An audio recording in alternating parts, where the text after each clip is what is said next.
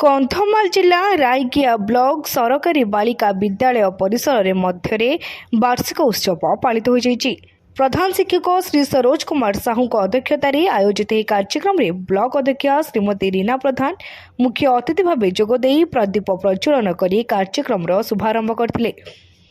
सम्मानित अतिथि भाव गोष्ठी उन्नयन अधिकारी श्री सव्यसाची साहू, बीओ श्री केशव मल्लिक, रायगिया सरपंच श्रीमती गीतांजलि नायक, सांसद प्रतिनिधि श्री संतोष कुमार लेंका, ब्लॉक मंगल और संप्रसारण अधिकारी श्रीमती उर्मिला प्रधान और विद्यालय सभापति श्री बाबुली प्रधान उपस्थित रही कार्यक्रम को गरिमामंडित करथिले।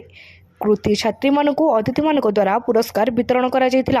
प्रधान शिक्षक श्री सरोज कुमार साहू वार्षिक विवरणी पाठ करथिले। शेषे शिक्षयित्री श्रीमती धरित्री दास धन्यवाद अर्पण करथिले। उत्सव अवसर में छात्री मान द्वारा आकर्षणीय सांस्कृतिक कार्यक्रम परिवेषण करा जायतिला।